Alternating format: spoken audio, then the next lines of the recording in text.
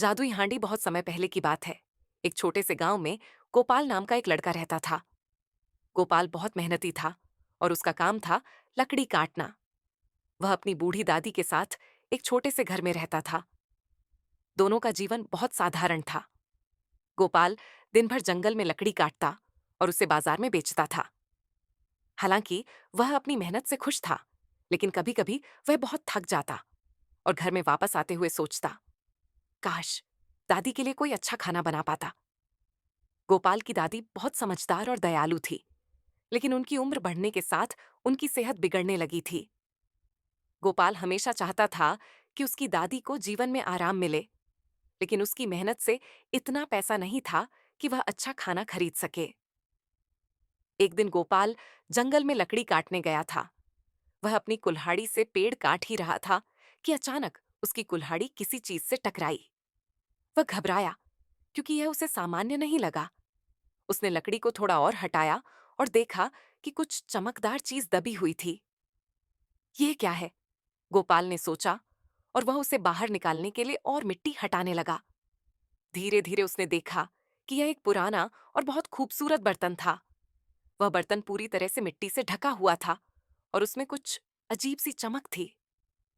गोपाल ने उसे उठाया और सोचा कि इसे दादी को दिखाएगा।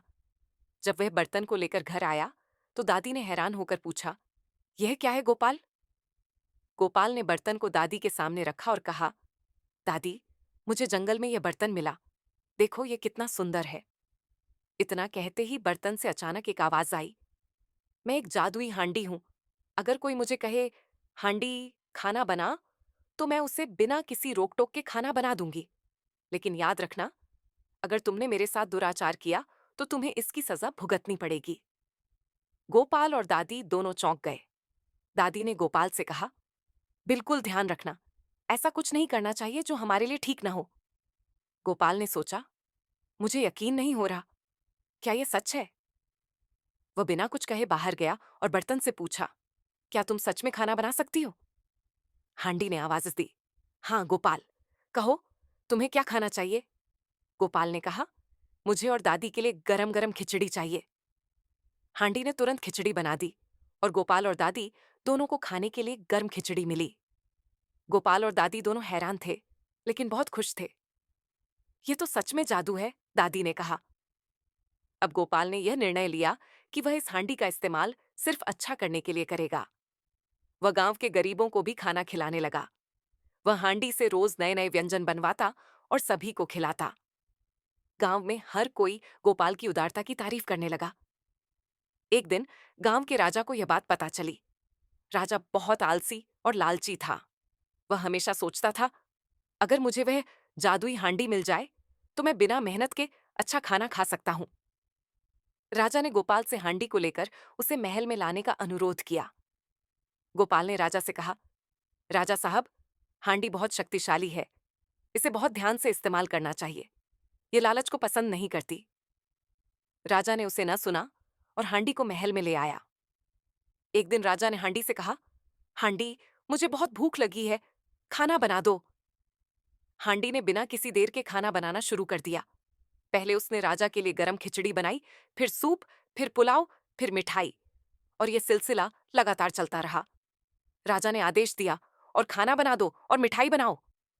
लेकिन हांडी ने खाना बनाना नहीं रोका। अब महल में सब कुछ खाने से भरने लगा और राजा की महल की छत पर भी खाना बहने लगा। राजमहल में खिचड़ी, पुलाव और सूप इधर उधर फैलने लगे। राजा घबराया और गोपाल को बुलवाया। गोपाल आया और उसने हांडी से कहा, हांडी, खाना बनाना बंद करो। हांडी ने तुरंत खाना बनाना बंद कर दिया। राजा ने शर्माते हुए कहा, मुझे माफ कर दो गोपाल, मैंने अपनी लालच में हांडी का गलत इस्तेमाल किया। गोपाल ने राजा से कहा, राजा साहब, हमें अपने दिल में लालच नहीं पालना चाहिए। अगर हम किसी चीज का ठीक से इस्तेमाल करें तो वह हमारी मदद करती है। राजा ने गोपाल से माफी मांगी और हांडी को वापस गोपाल को दे दिया।